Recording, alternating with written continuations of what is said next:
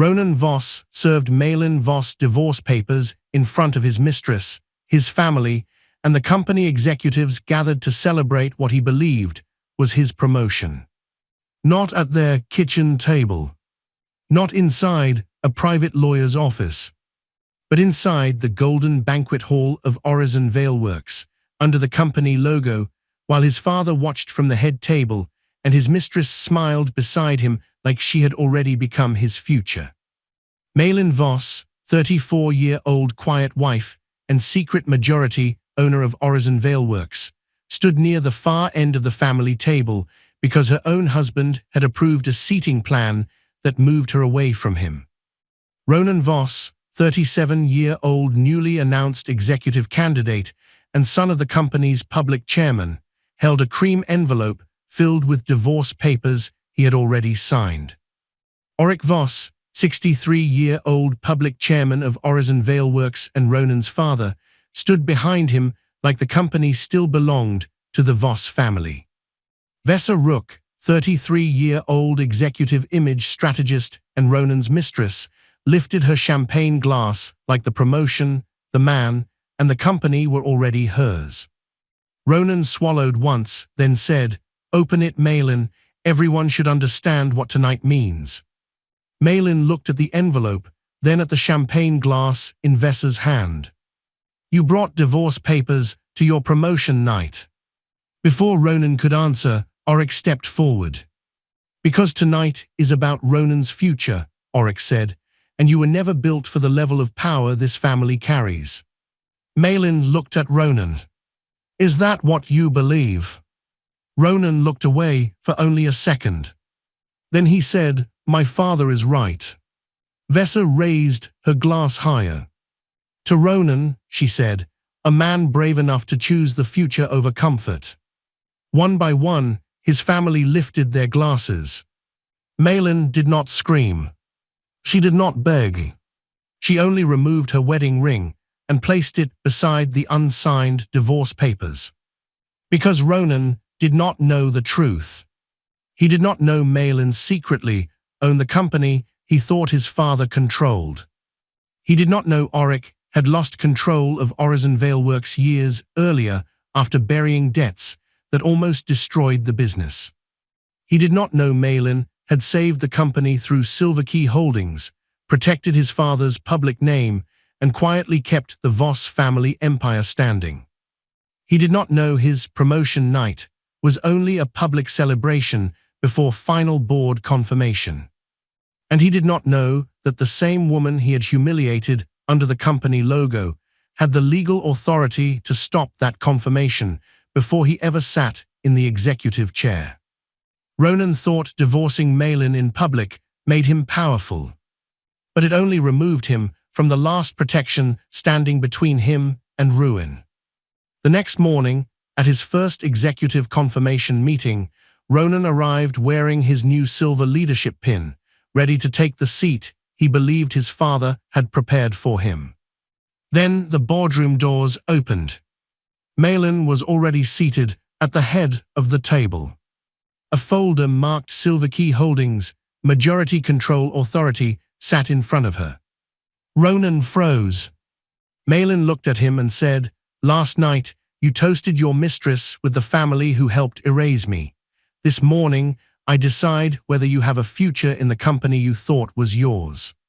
Some betrayals do not destroy the quiet person immediately. They wake up the part of them that was patient, powerful, and waiting for the right room to reveal the truth. Stay with this story until the end, because the wife Ronan discarded is the same woman holding the ownership documents, audit files, and board authority that can take away his promotion, his mistress, his family protection, and his future. If you love stories where betrayal meets consequence, subscribe now. And before we begin, comment justice if you believe a quiet woman should never be mistaken for a powerless one. The call came at 5:12 in the morning, before the sun touched the glass walls of Orison Vale Works. If the supplier contract failed before noon, 300 warehouse workers would lose their paid hours for the week. The board would call it a delay.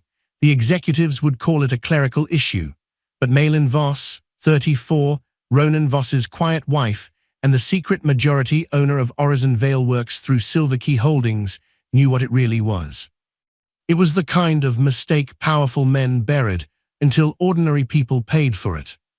Rain tapped against the tall lobby windows when Malin entered through the side door instead of the grand front entrance.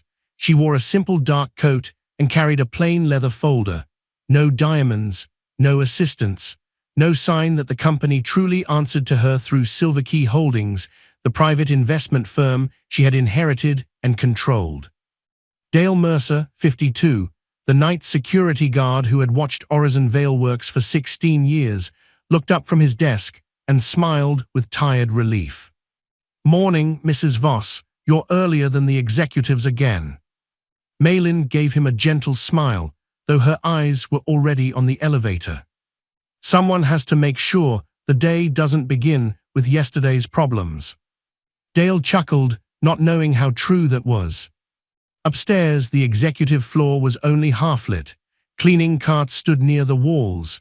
The expensive offices looked peaceful, but inside the main conference room, panic sat at the table.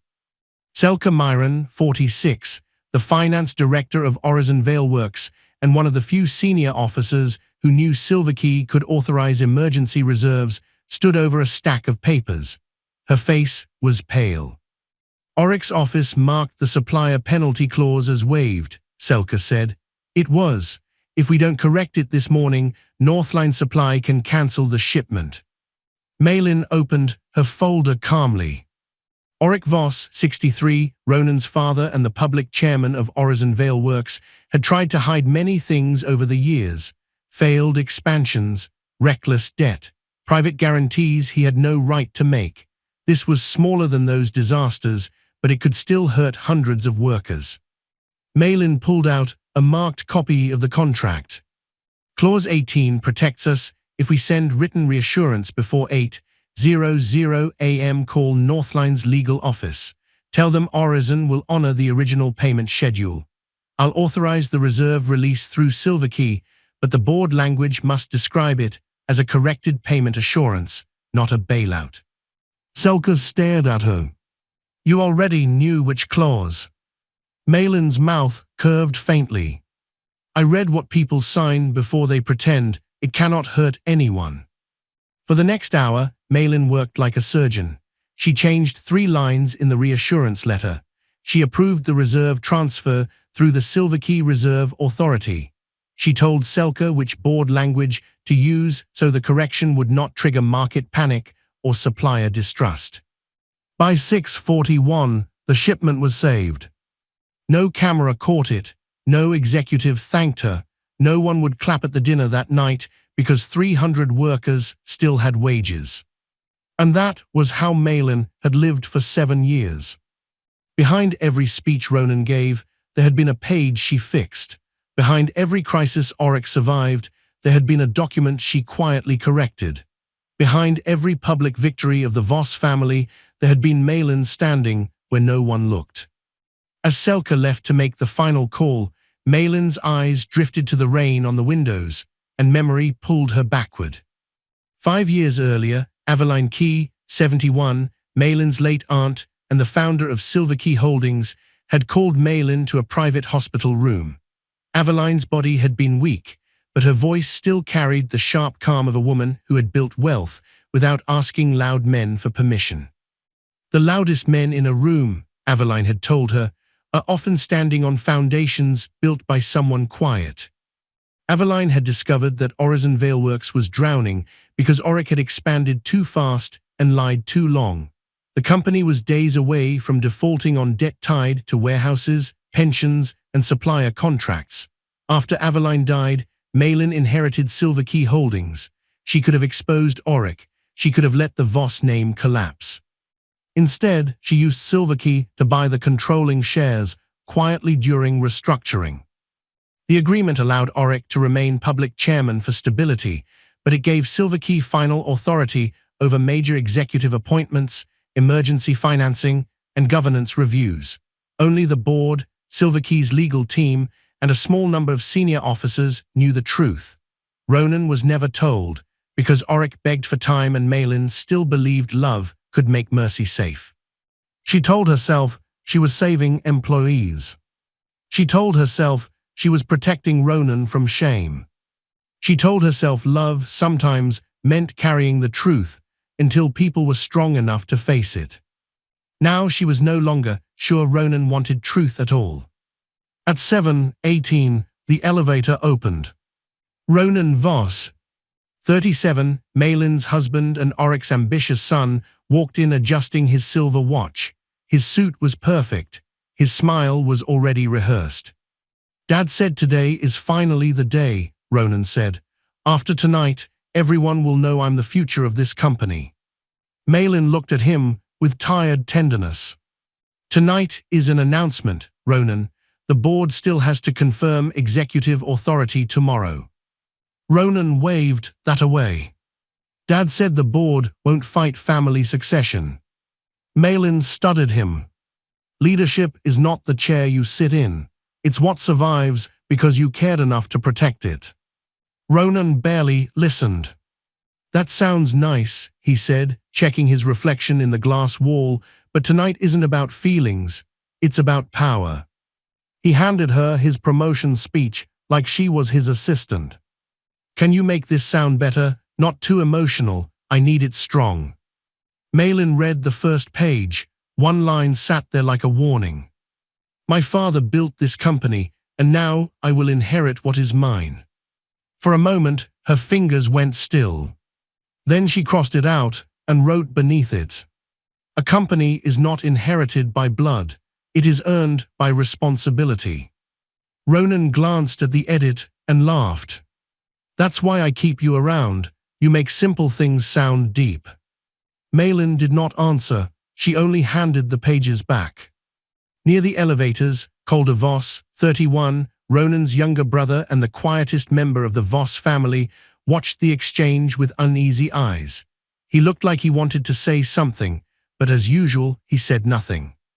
Later, in a private conference room, Briony Hale, 42, Malin's attorney and the legal advisor for Silverkey Holdings, placed a sealed folder on the table.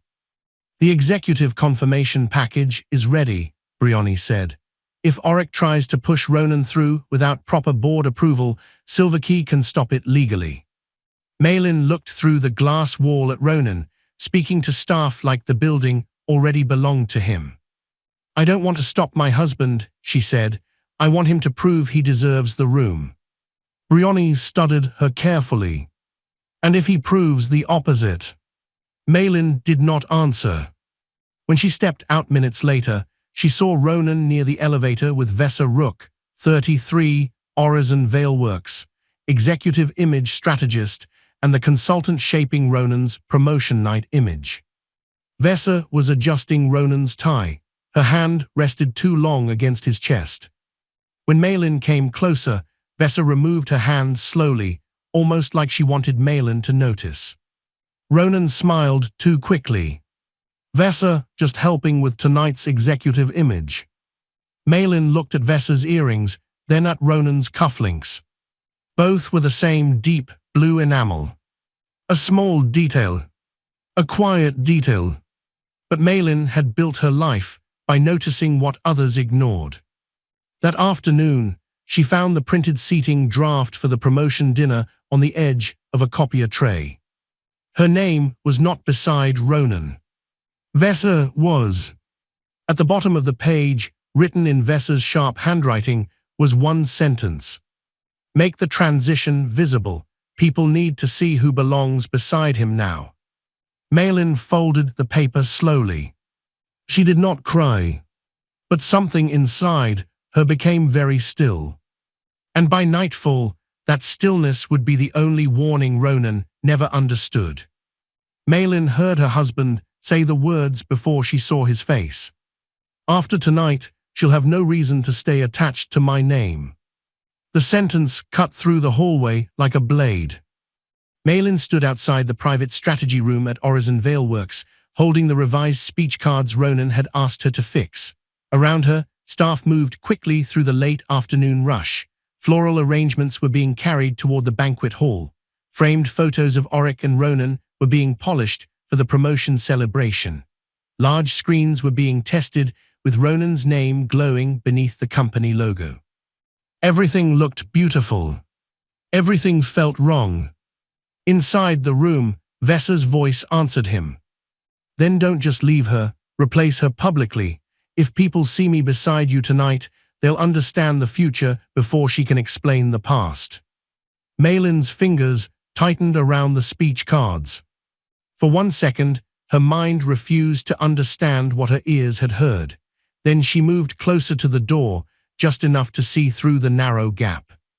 Ronan stood with his back partly turned.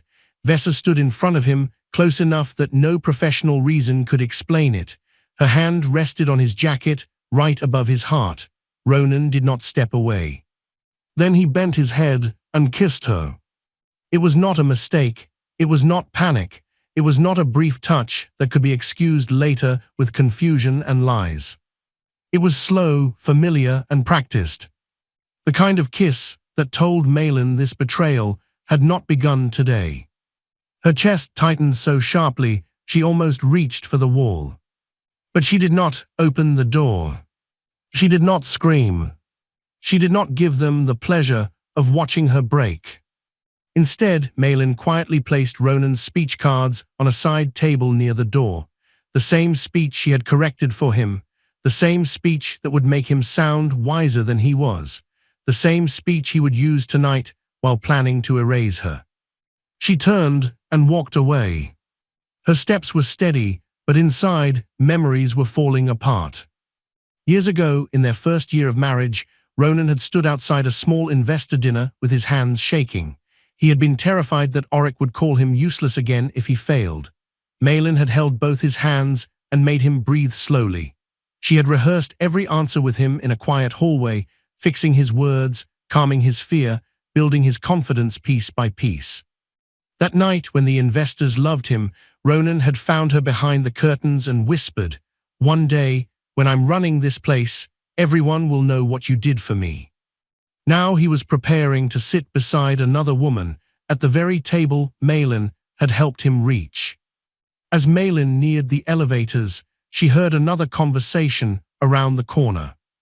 Isolde Voss, 61, Ronan's mother and Auric's wife, was the polished social matriarch of the Voss family and one of Malin's coldest critics. Her voice was calm but cruel.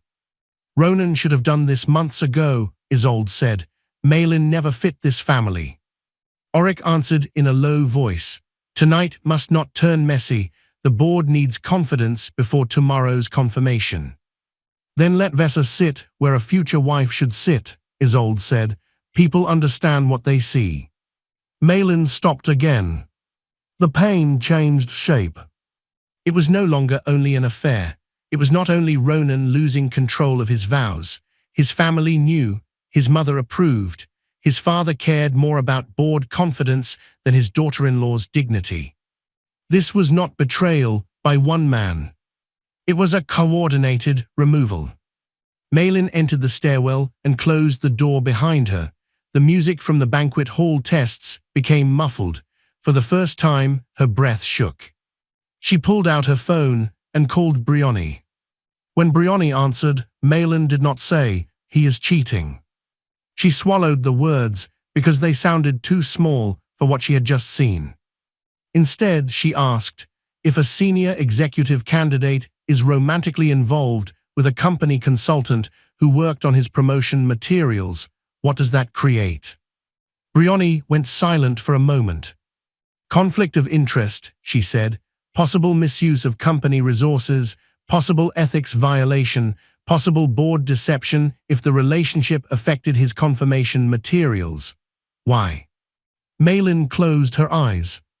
Behind her eyelids, she saw Ronan kissing Vessa. She saw Isolde calmly replacing her before the night had even begun. "Because I need to stop thinking like a wife for 5 minutes," Malin said. Briony's voice softened but stayed firm. "Then start thinking like the controlling shareholder." The words landed heavily. Malin leaned against the stairwell wall. She had hidden that part of herself for years. The Silverkey acquisition documents were confidential under the restructuring agreement. Legally, her control was protected behind holding structures and trustee filings. Emotionally, she had wanted it that way. She had never wanted Ronan to bow to her money. She had wanted him to stand beside her heart. "I never wanted him to know because of power," Malin said quietly. "I wanted to know if he loved me without it." Briony answered, "Then tonight may tell you which one he valued." Malin opened her eyes. Outside the stairwell, the company was still preparing for Ronan's celebration. People were hanging lights, moving chairs, testing microphones. No one knew the woman walking past them owned the authority behind the walls. And no one knew she had just watched her marriage become evidence. When Malin returned to the executive floor, Nell Croft, 29, Ronan's executive assistant and the staff member managing the promotion night logistics, hurried toward her with nervous eyes. "Mrs. Voss," Nell whispered, "I probably shouldn't say this, but Ms. Rook requested security keep you away from the backstage entrance tonight. She said it was Mr. Voss's instruction." Malin's face did not change. "Did Ronan confirm that?" Nell looked down. "He signed the event memo." For a moment, the hallway seemed to narrow around Malin. It was not enough that Ronan had kissed Vesa. It was not enough that his family had planned her replacement. He had signed the order that would physically keep his own wife away from the place where he would be celebrated. Malin nodded once. "Send a copy of the signed memo to Briony." Nell's eyes widened. "Mrs. Voss, you did nothing wrong by telling the truth," Malin said, "but if this becomes a governance matter, memory will not be enough. Documents will." Nell swallowed. "Yes, ma'am." A few minutes later, Malin entered the private conference room where Briony waited. Rain blurred the glass wall behind her. Beyond it, Ronan and Vesa stood near the elevator, laughing together as if nothing in the world could touch them. Briony placed a sealed folder on the table. Across the front were the words, "Emergency Executive Authority, Silver Key Holdings." Briony looked at Malin carefully. "Do you want me at the dinner?" Malin watched Ronan lift his hand to Vesa's back, watched Vesa lean into the touch, watched the man she had protected behave like he had already buried her. Then Malin looked down at the sealed folder. "No," she said softly, "I want you nearby."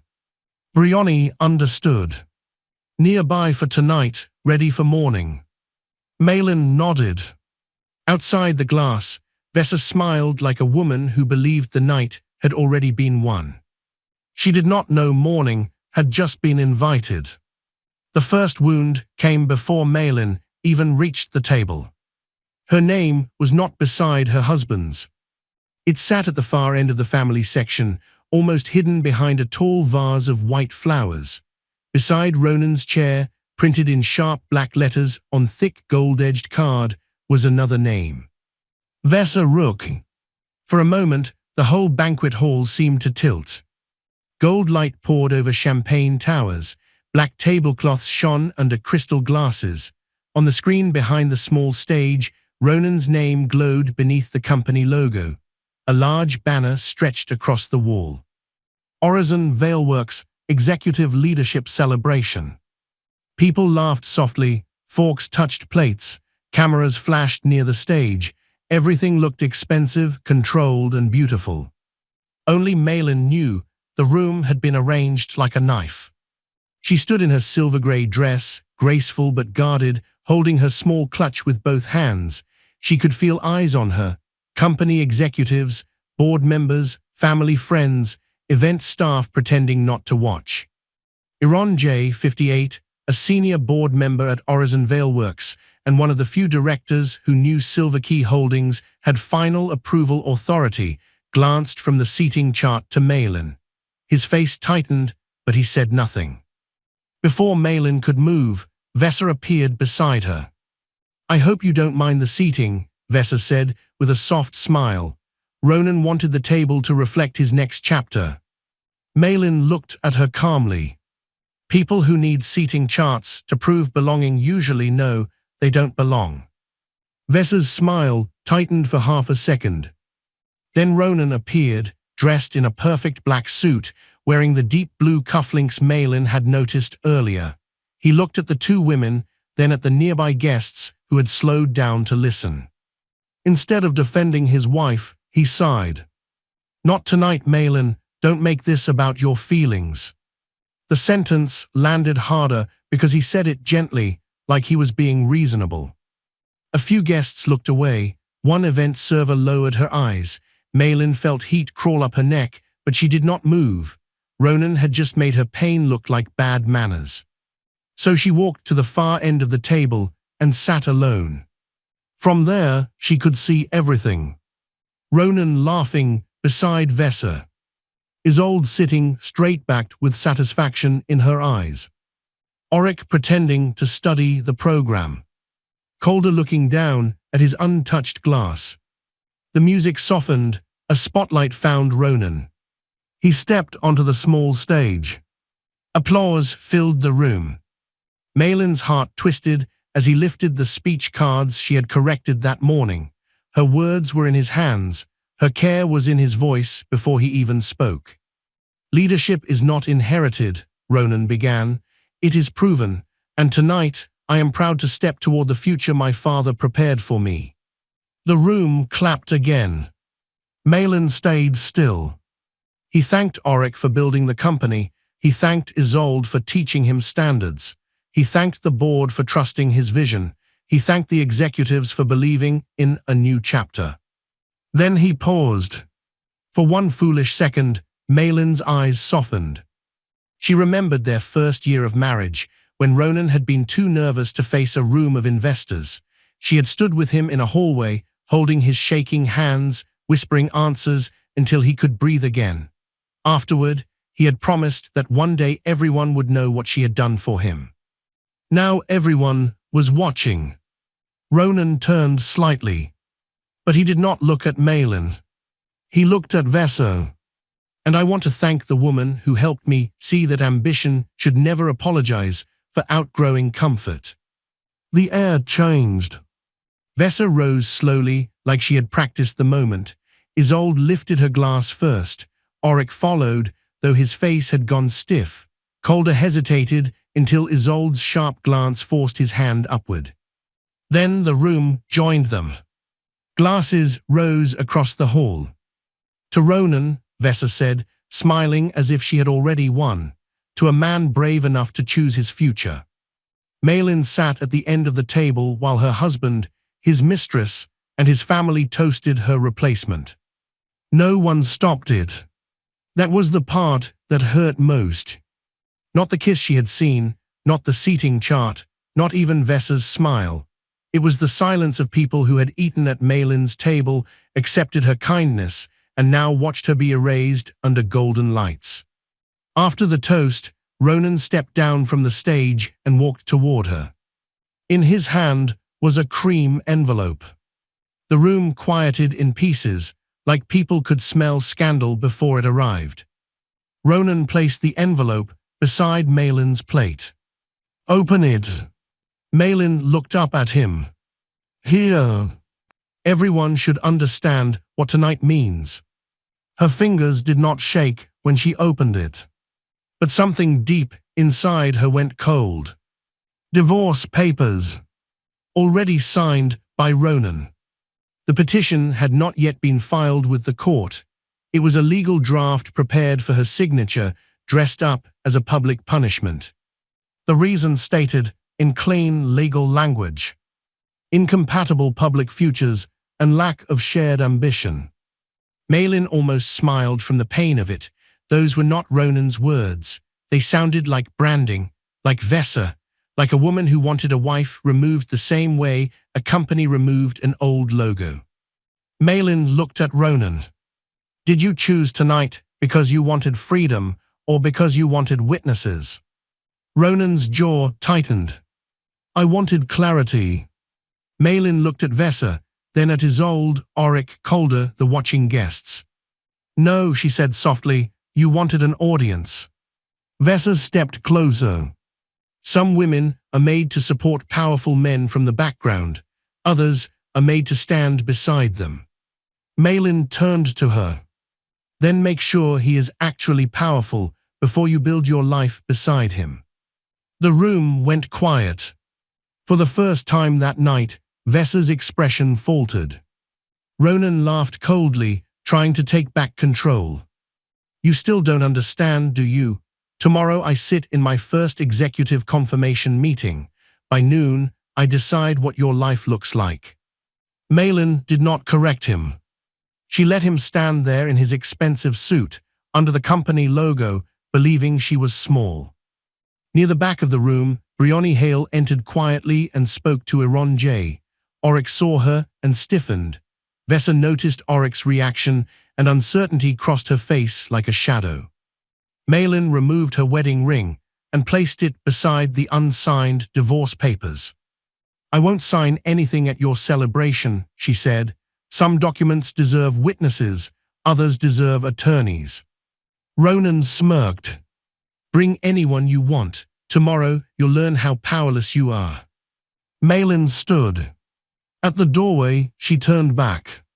No, Ronan, tomorrow morning you will. Then she walked out, leaving the ring, the papers, and the first quiet warning on the table. The banquet doors closed behind Malin, but the applause still followed her. It came through the walls in soft waves, mixed with music, laughter, and the bright sound of champagne glasses touching. Behind those doors, Ronan was still being celebrated. Vesa was probably still smiling beside him. The Voss family was still pretending nothing cruel had happened. Malin walked down the empty hallway with her wedding ring no longer on her finger. The rain outside streaked the tall windows like the building itself was trying not to cry. She did not run, she did not cover her face, she did not collapse where anyone could see her. Her heels struck the polished floor with quiet, steady sounds, each step carrying her farther from the woman who had sat at the end of that table and waited for one person to defend her. No one had. At the corner, Calder stood near the wall, pale and uneasy. He looked as if he had followed her, but lost his courage halfway. Malin, he said softly. She stopped, but did not turn fully. I'm sorry. For a moment, the words hung between them. Malin looked at him with tired eyes. You were sorry with a glass in your hand. Calder looked down. She did not wait for an answer. Some silences were apologies. Others were proof. Malin continued toward a small private office, the venue used for legal and executive guests. Briony was already inside, standing beside a narrow table with a black folder open in front of her. The room was dim, lit only by a desk lamp and the silver rain pressing against the window. The moment Briony shut the door, Malin's face finally broke. Not loudly, not dramatically. Her shoulders did not shake. She simply pressed one hand against the table and let the pain show. I saved his father from disgrace, Malin whispered. I saved his company, I saved his name, and he thanked her for teaching him ambition. Briony did not rush to comfort her with empty words. She let the truth breathe. Then she said, then stop saving them. Malin closed her eyes. Those 4 words landed deeper than the divorce papers. For years, she had protected Ronan from the weight of who his father really was. She had protected Oryx from the shame of losing control. She had protected the employees from panic, the board from scandal, the family from collapse. And in return, they had turned her kindness into a chair at the far end of the table. Briony turned the black folder toward her. I did not prepare this because I wanted to hurt your husband, she said. I prepared it because risk has been building for months. Inside the file were documents arranged with painful care. Ronan's executive confirmation memo. Vesa's consulting contract. Company expense reports. Event seating instructions. A copy of Ronan's speech draft. Emails showing Vesa had influenced executive transition messaging. Records showing company funds had paid for private trips disguised as branding meetings. A copy of the backstage restriction memo Ronan had signed. Malin stared at the papers. They were cold, clean, and legal, nothing like the hot shame that had filled the banquet hall. Brioni tapped the file once. This is not about adultery. That belongs in divorce court. This is about executive misconduct, conflict of interest, misuse of company funds, and board deception. Malin swallowed. That mattered. She knew it mattered. She could not destroy Ronan because he broke her heart.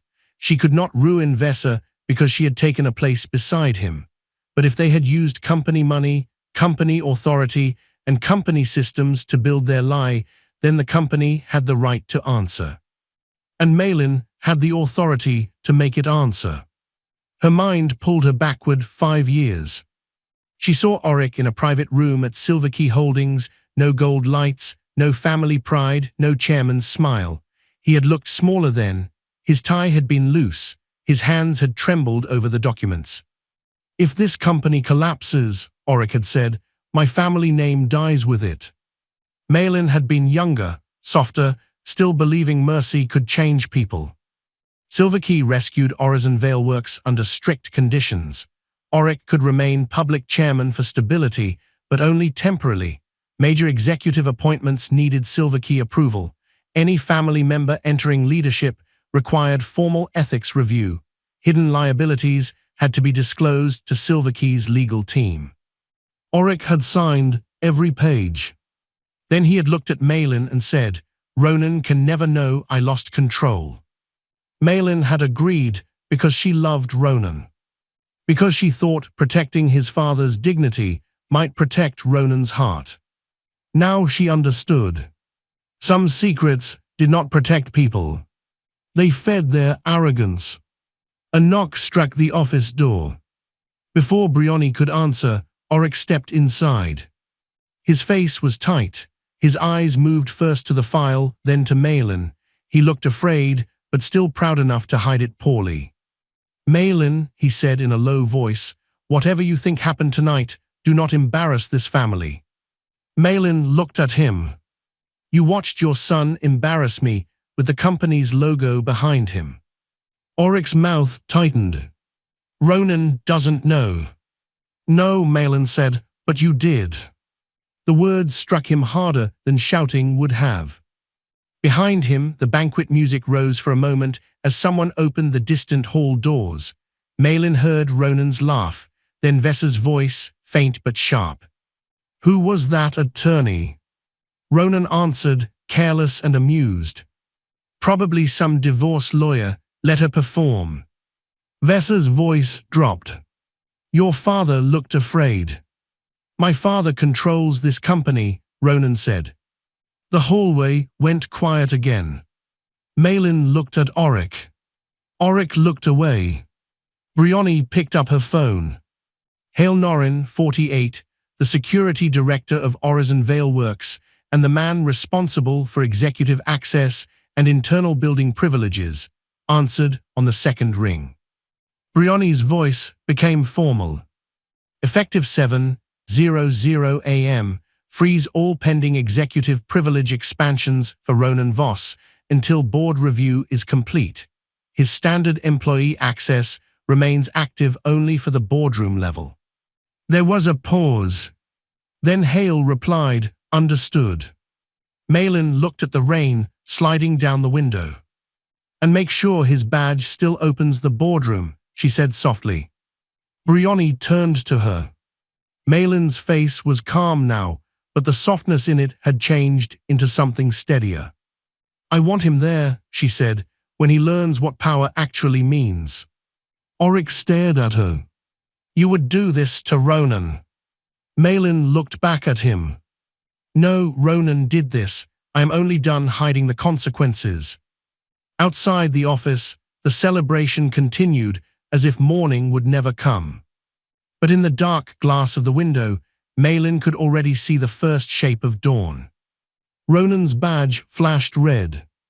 The sound was small, only one sharp beep at the elevator gate.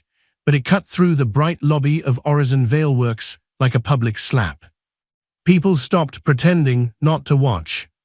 Ronan stood in front of the executive elevator wearing the new silver leadership pin Auric had given him the night before. His suit was pressed.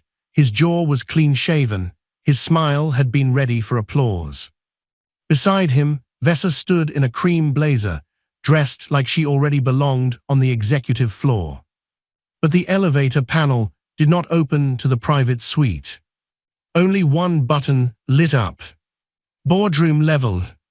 Ronan frowned and scanned his badge again. Red. He scanned it a third time, harder, as if the machine could be intimidated. Red. Hale Norrin stood near the security desk with his hands folded in front of him. His face showed no disrespect, but no fear either. Ronan turned to him. Executive floor, full access starts today. Hale nodded once. Your access is under review, sir. The lobby grew quieter. Vesa's smile faded first. Ronan gave a short laugh, the kind of laugh men used when they were angry but still wanted witnesses to think they were calm. There must be a system error. No system error, sir, Hale said. You are expected in the boardroom. Ronan looked around and noticed the whispers. Two assistants near the reception desk turned away too quickly. A junior manager lowered his eyes. Nell Croft stood beside a stack of event files, her face pale with the kind of knowledge she wished she did not have. Vesa stepped closer to Ronan and whispered, "Call your father." Ronan's eyes narrowed. "I don't need to call anyone in my own company." But his hand was already reaching for his phone. He called Auric. No answer. He called again. No answer. For the first time that morning, Ronan's confidence slipped just enough for Vesa to see it. She leaned in. Why is he not answering?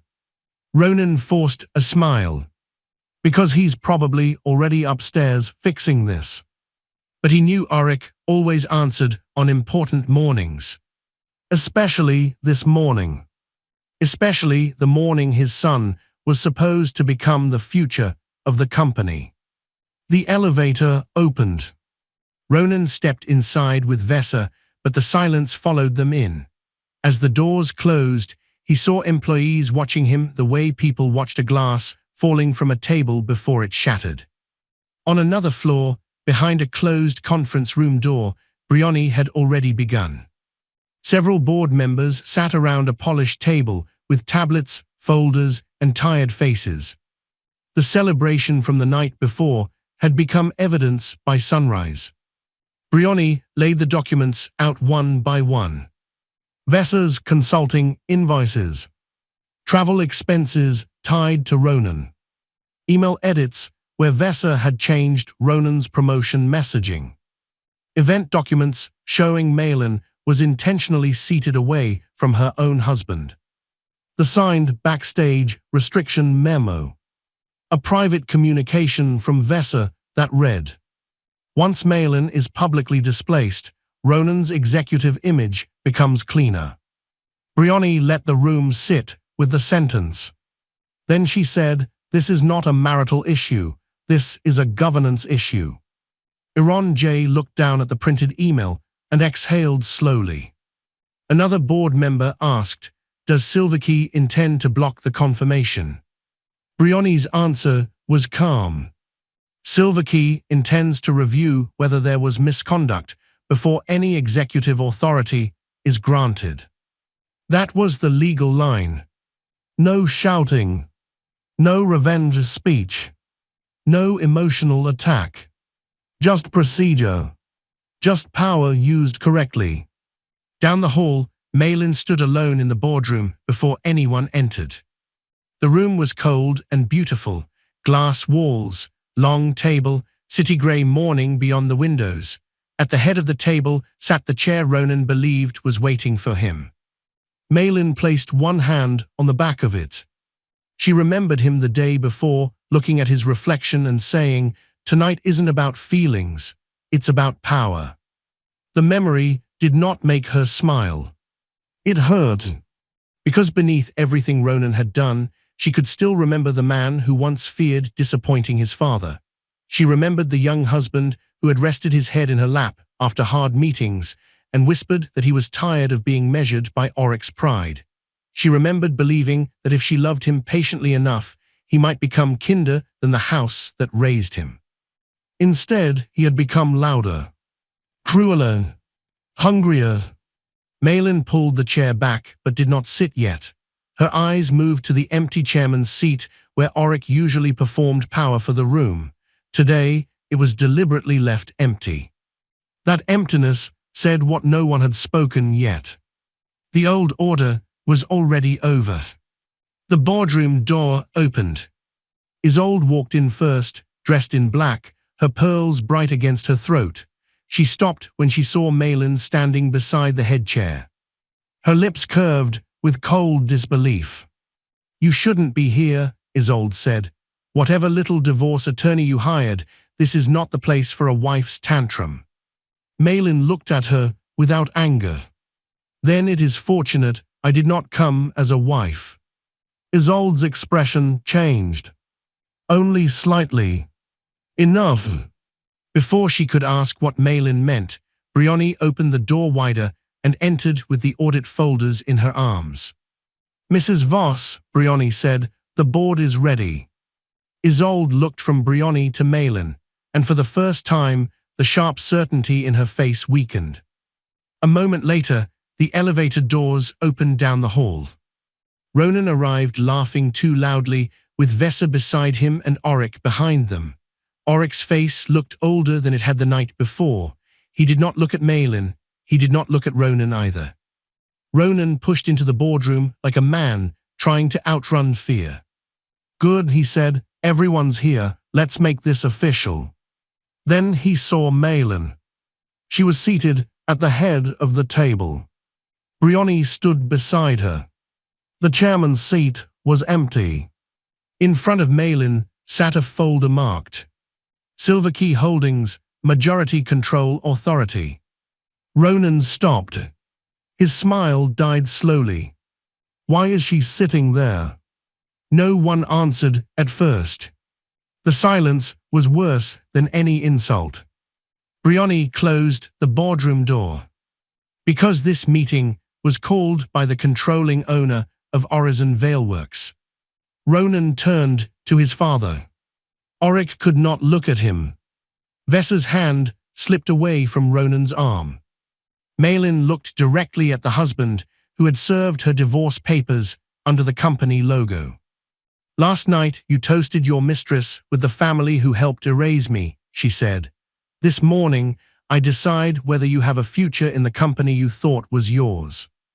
And in that silence, Ronan finally heard the first crack in the kingdom he thought belonged to him. "This is ridiculous." Ronan's voice cracked through the glass-walled boardroom before anyone else could speak. He stood near the doorway, one hand still close to Vesa's chair, his face twisted between anger and disbelief. Behind him, the city skyline looked pale under the morning clouds. Inside the room, no one smiled, no one clapped, no one rose to greet him like the confirmed executive he believed he had become. Malin sat at the head of the table. In front of her was a black folder marked Silver Key Holdings, Majority Control Authority. Ronan looked from the folder to Malin and laughed, but the sound was too sharp to be real. "Malin doesn't own anything here," he said. "She doesn't even know how this company runs." The insult floated across the table. Malin did not flinch. That was what made Ronan angrier. Briony stepped forward with a stack of documents in her hands. Her voice stayed calm. 5 years ago, during Horizon Valeworks debt restructuring, Silver Key Holdings acquired controlling voting interest in the company. Mrs. Malin Voss inherited Silver Key Holdings and currently holds majority control authority over executive appointments, emergency financing, and governance review. The room stayed silent. Ronan's eyes jumped to Oric. "Dad." Auric sat 2 chairs away from the empty chairman's seat. His shoulders were stiff. His mouth opened once, but no sound came out. That silence answered everything. Ronan's face changed slowly. First confusion, then panic, then rage trying to dress itself as pride. "No," he said. "No, that's not possible. You told me the family still controlled it." Auric looked down at the table. Vesa slowly removed her hand from Ronan's arm. That small movement hurt him more than he expected. Last night, she had stood beside him like a queen beside a king. Now, before the first real blow had even landed, she was already stepping away from the throne. Malin finally spoke. "Last night, you told a room full of people I had no place in your future. This morning, I am here to determine whether you have a future in this company." Ronan stared at her. For the first time since she had known him, he did not have a quick answer. Brioni began placing documents in front of the board members. "The executive confirmation scheduled for this morning is suspended pending review," she said. "Mr. Voss's promotion title was announced publicly last night, but it was never finalized by the board. His pending access to executive systems remains frozen. His expense account is under audit. Ms. Rook's consulting contract is suspended pending investigation. Mr. Auric Voss's continued role as public chairman is also under governance review." Isolde inhaled sharply. Ronan slammed one palm on the table. "You can't do this because I left you." Malin looked at him with a sadness that made the room feel colder. "No," she said. "I can do this because you used company resources, company events, and company authority to deceive the board and humiliate the controlling shareholder." His face reddened. "That dinner was personal." Brioni opened another folder. The dinner was paid through a corporate leadership event account. The seating chart was handled by company staff. The backstage restriction memo was signed under company authority. The promotion speech was prepared as part of executive transition materials. Ms. Rook's consulting work was charged to Horizon Veilworks. Vesa sat straighter. "This is a personal attack." Brioni turned a printed email toward her. "This message was sent from your company consulting account 3 days ago." The room waited. Brioni read it aloud. "Ronan must appear unmarried in spirit before the board sees him as independent." Vesa went pale. Brioni placed a second document beside it. "And these are hotel charges filed under leadership image sessions. The dates match private travel involving you and Mr. Voss." Ronan turned to Vesa. "You said those were handled." Vesa whispered, "You approved them." That one sentence cracked their alliance in front of everyone. Malin watched them, but no satisfaction came, only a deep tiredness. She remembered another boardroom years ago, smaller and darker, with Auric sitting across from her as a desperate man instead of a proud chairman. He had begged her not to expose the debt. He had begged her not to tell Ronan he had lost control of the company. Malin had believed mercy could protect the family long enough for them to become better. She had told Auric then, "I will not punish your son for your mistakes." Now she understood the difference. Ronan was not being punished for Auric's mistakes. He was being held responsible for his own. Ronan pushed back from the table. "You hid this from me," he said, pointing at Malin. "You lied." The words struck her, but not because they were true. They hurt because he still thought the worst part was that she had power, not that he had abused love when he believed she had none. Malin's voice softened. "I hid power from you because I wanted to know what you would do with love." No one moved. Even Isolde looked away. Ronan opened his mouth, but nothing came out. At the side door, Hale Norrin entered with a tablet in his hand. Nell stood just behind him, holding a file against her chest, her eyes lowered. Hale looked at Ronan with professional distance. Mr. Voss, your executive office access has been suspended pending investigation. Ronan blinked. My office. Malin looked at the silver pin on his jacket, the one he had worn into the lobby like a crown. It was never yours, she said. It was pending approval. The red light on Hale's tablet reflected faintly against the glass wall. And somewhere beyond the boardroom doors, the first locks of Ronan's old life began to close. The first invoice made the room go silent. It was not large enough to shock the whole company by itself, but it was ugly enough to open the door to everything else. A private hotel charge, a weekend travel fee, a leadership image session that had no meeting notes, no staff list, no report, and no reason to exist except to hide Ronan and Vessa's affair inside company money. Malin sat at the end of the audit conference room, hands folded, face calm. Across from her, Brioni placed another document on the table. Then another. Then another. The lie was no longer one lie. It was a system. Thorne Pell, 55, the head of the board audit committee and the director responsible for reviewing executive misconduct, adjusted his glasses and looked at the papers with a hard expression. So Mr. Voss approved these invoices himself. Brioni nodded. Yes, and Ms. Rook submitted them through her consulting account. Ronan sat 2 chairs away, his face tight with anger. Vessa sat near the wall, trying to look offended instead of afraid. Oryx stared at the table. Isolde kept her chin lifted, but the color had left her face. The investigation had moved fast because the evidence had already been waiting. Brioni had not needed revenge to create it. Ronan and Vessa had created it themselves. In the next folder were email edits where Vessa had shaped Ronan's promotion message. In another were event documents showing Malin had been placed far from Ronan on purpose. Then came the draft announcement that called Ronan incoming executive leader before the board had approved anything. Brioni looked at the audit committee. Mr. Voss's promotion was being treated as confirmed before legal approval. That alone is a governance issue, but combined with the consultant relationship, the expense pattern, and the deliberate exclusion of the controlling shareholder from a corporate event, this becomes far more serious. Ronan leaned forward. You keep saying controlling shareholder-like. That makes humiliating me legal. Malin looked at him. No one is humiliating you, Ronan. We are reading what you signed. That quiet answer struck harder than anger.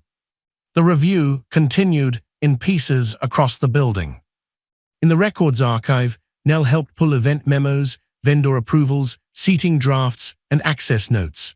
Her hands shook each time she found Malin's name moved farther from Ronan's table. In the break room, employees whispered over coffee, not because anyone had told them everything, but because people always felt when power was shifting. In the HR office, Kestrel Danvers, 49, the Human Resources Director at Horizon Vale Works, and the officer responsible for workplace conduct investigations, sat across from Vessa with a neutral expression. Vessa folded her hands neatly. Ronan pursued me, she said. I only advised him professionally.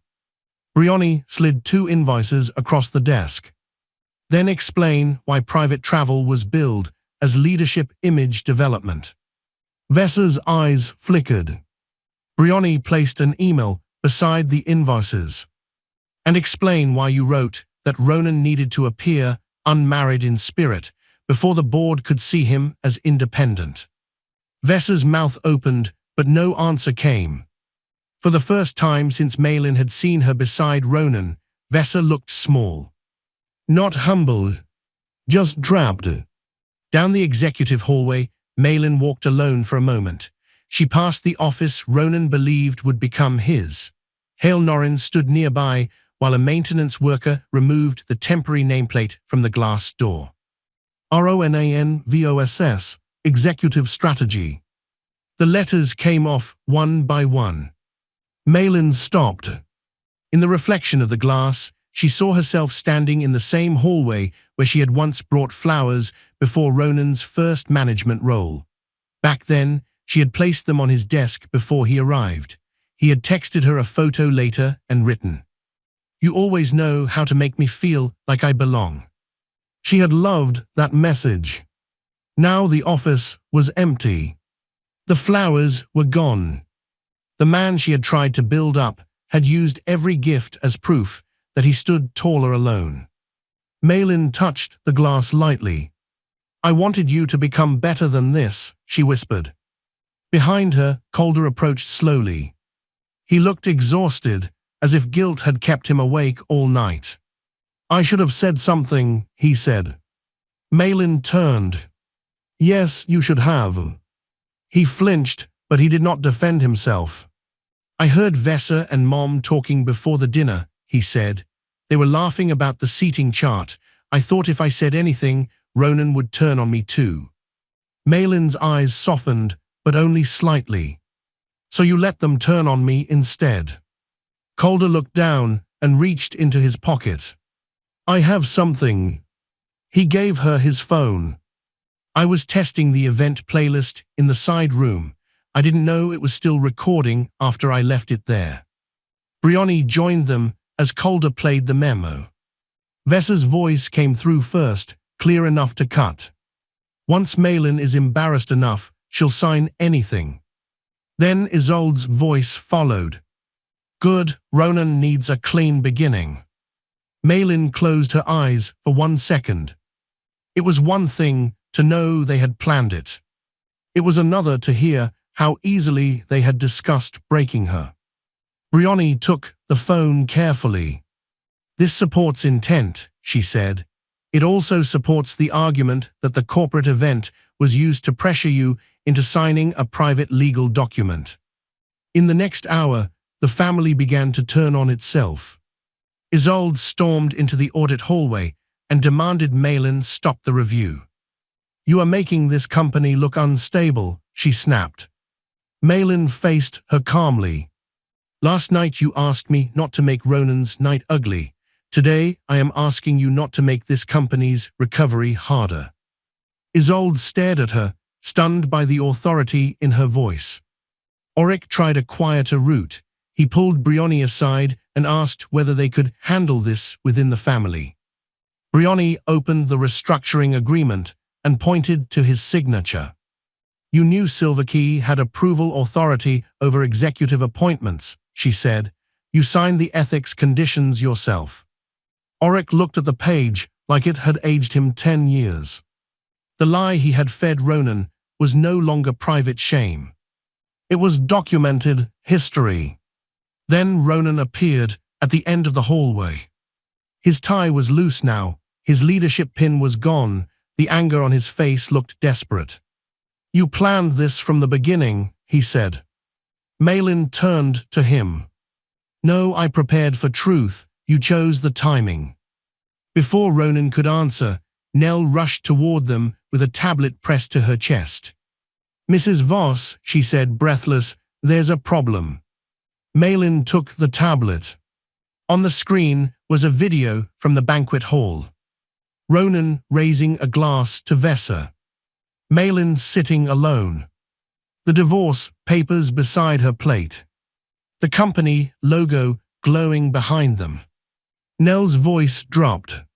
Someone leaked the clip from last night's toast. Malin watched the video begin to spread.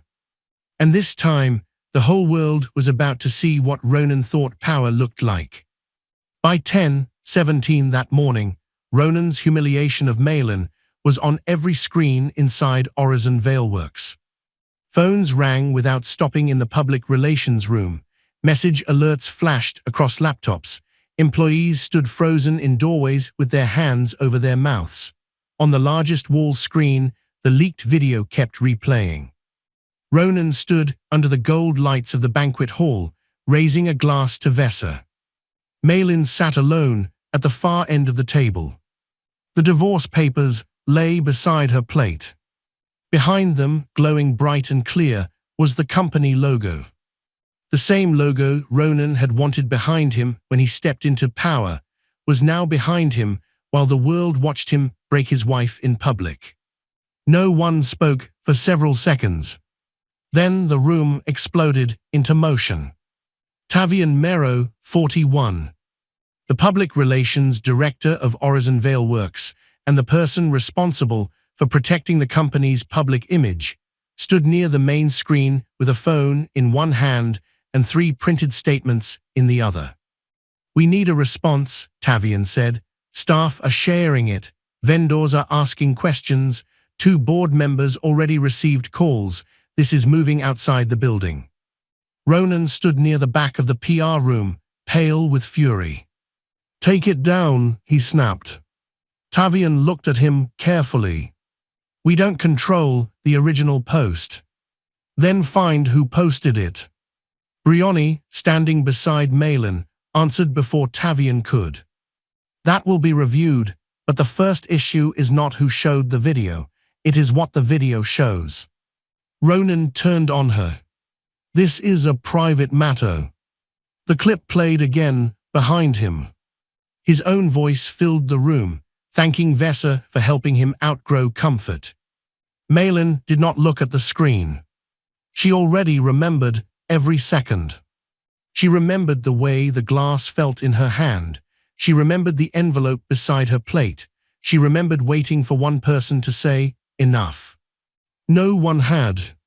Now the silence that had protected Ronan was gone. Across the company, employees watched the clip in break rooms, hallways, and offices. Some had known Malin only as Ronan's quiet wife. Others remembered more. They remembered her visiting a warehouse supervisor after surgery. They remembered her sitting with payroll when a system error almost delayed wages. They remembered her asking about sick parents, broken cars, school fees, and overtime schedules. They remembered Ronan giving speeches. They remembered Malin solving problems. In the PR room, Tavian lowered his voice. "The company has to separate itself from the divorce, but we cannot ignore the corporate event, the logo, or the executive title issue." Brioni nodded. "The company will not discuss private divorce matters, but it can confirm that executive appointments are subject to ethics and governance review." Malin finally looked up. "And include that no employee, executive candidate, board member, or consultant is above governance standards." The room quieted. It was not a threat. She did not raise her voice. She did not insult Ronan. She simply placed the truth where everyone could see it. That was what made Ronan look suddenly powerless. Vesa stood near the windows, her arms folded tightly. Her confidence from the banquet hall had drained from her face. She stepped into the corridor and called Ronan's phone. He answered from across the room, turning away from everyone. "You told me your father controlled everything," Vesa hissed. "He does," Ronan said, though his voice was weaker now. "No, Ronan," Vesa snapped. "Your wife does." The words cut through him. Vesa looked through the glass wall at Malin. For the first time, there was no mockery in her eyes. Only fear. "I'm resigning," Vesa said. "I'm not going down for your family's lies." Ronan stared at her. "You said you believed in me." Vesa's mouth tightened. "I believed in the position." Before she could leave, Brioni stepped into the hall. "Ms. Rook, you may resign from future work," Brioni said, "but resignation will not erase the contract review, the billing records, or any civil claims connected to false expenses." Vesa stopped. The door she tried to escape through had already closed. Inside another conference room, the Voss family began to turn on itself. Isolde blamed Auric for hiding the truth about Silver Key. Auric blamed Ronan for making the affair public. Ronan blamed Malin for setting a trap. No one blamed the cruelty. No one blamed the light. No one blamed the toast. Calder stood beside Malin near the doorway, watching his family collapse into panic. "They only loved power," he said quietly. when they thought it belonged to them. Malin did not answer at first. His words pulled her into an old memory. Years earlier, at a company picnic, employees had crowded around Ronan to thank him for restoring benefits after a bad quarter. Children ran between folding tables. Music played from a small speaker. Ronan smiled as people shook his hand. But Malin had been the one who authorized the emergency reserve funds through Silverkey. She had stood in the background near the lemonade table, watching Ronan accept the applause. At the time, she had felt proud. She had thought love meant not needing credit. Now she understood the danger of giving someone praise they had not earned. She had not only protected Ronan from shame. She had helped him believe every rescue was proof of his greatness. Back in the PR room, the official statement went out. It did not mention betrayal. It did not mention the mistress. It did not mention Malin's heartbreak. It simply said Horizon Veilworks had suspended executive confirmation pending an ethics and governance review. Within minutes, Ronan's phone filled with messages. Some from former supporters. Some from business contacts. Some from people who had toasted him the night before and were now suddenly concerned. His image had collapsed faster than his title. Then Brioni entered with a new file in her hand. Her face was calm, but her eyes were sharper than before. The audit found something bigger. Malin turned toward her. Brioni placed the file on the table. Ronan and Vesa were preparing a post-divorce executive image campaign using company funds. It included language portraying you as unstable, dependent, and unsuitable to be associated with future leadership. Malin went still. The room seemed to lose all sound. The betrayal had not been only about replacing her. It had been about destroying the woman they thought would never be able to answer. The board vote was unanimous. No one clapped. No one looked pleased. No one even moved for several seconds after Thorne announced the result. The formal board review room was colder than it had been that morning. There were no flowers, no champagne, no golden lights, no soft music hiding cruel words. Only documents, legal pads, tablets, and silence. Ronan sat without his silver leadership pin. It had been removed before the meeting began because it represented a title he had never legally received. Vesa sat several chairs away from him with Marin Lusk, 45, a corporate defense attorney hired to represent Vesa during the investigation. Vesa did not look at Ronan anymore. Auric looked older, as if one night had drained years from his face. Isolde's chin was still lifted, but the confidence behind it was gone. Malin sat across from them, calm and still. Brioni placed the first review findings on the table. The audit committee has completed its emergency review, Brioni said. The board has accepted the recommendations for immediate action. A separate external review may continue, but these governance decisions are effective now. Ronan leaned forward. Recommendations. His voice was rough now. Not arrogant. Not smooth. Rough. Thorne read from the file. Ronan Voss's executive confirmation is denied. He is removed from all future executive consideration at Horizon Veilworks unless a future independent board reverses the restriction. His access to executive accounts remains terminated. He will be removed from the company leadership program. He is required to repay expenses improperly charged through leadership development and image accounts, subject to final audit. Ronan stared at him like the words were in another language. Thorne continued. His public separation from the company's leadership future will be confirmed through an internal statement. Any divorce proceedings involving Mrs. Voss will remain personal, but no company position, future title, or family influence may be used as leverage. Ronan looked at Malin. The meaning hit him slowly. He had served divorce papers because he believed she had nothing. Now even the divorce would not give him power over her. Then Brioni turned to Vesa. Veseruk's consulting contract is terminated for cause. She is barred from future work with Horizon Vale Works or any Silver Key-managed company. The board reserves the right to pursue civil action connected to false billing, misclassified expenses, and misleading executive transition materials. Vesa's lips parted.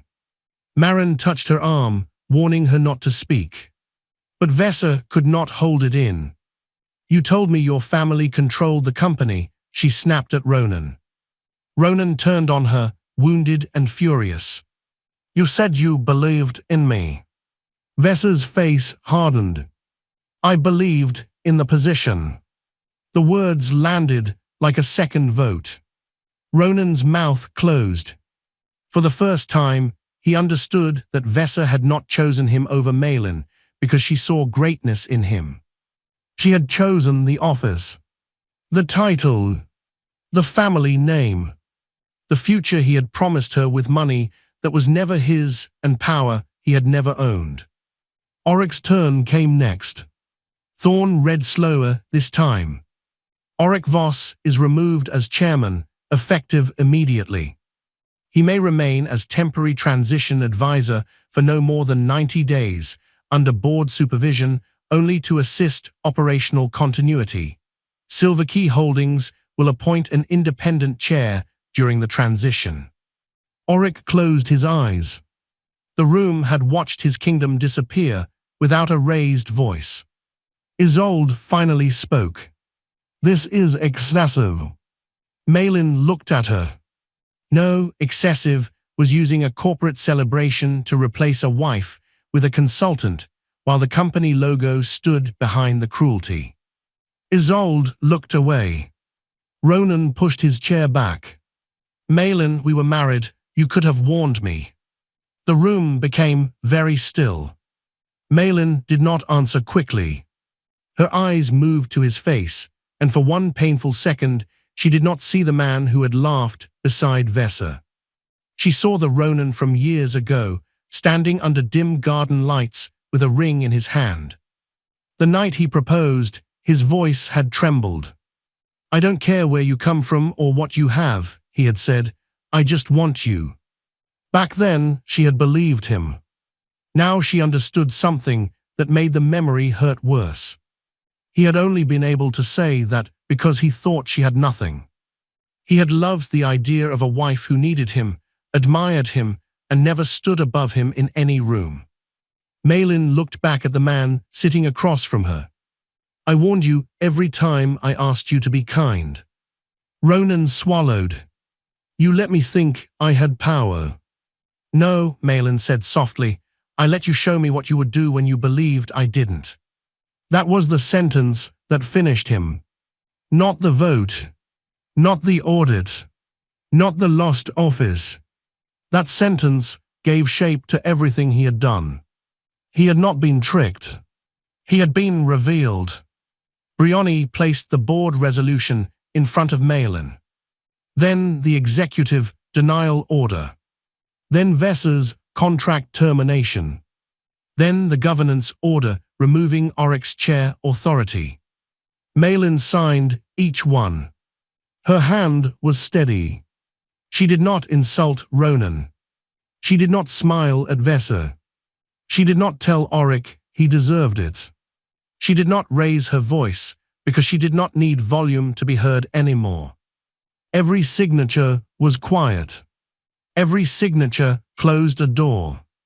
When the meeting ended, Hale Norrin stepped forward and collected Ronan's temporary executive materials. Ronan stood slowly, as if his body had become heavier.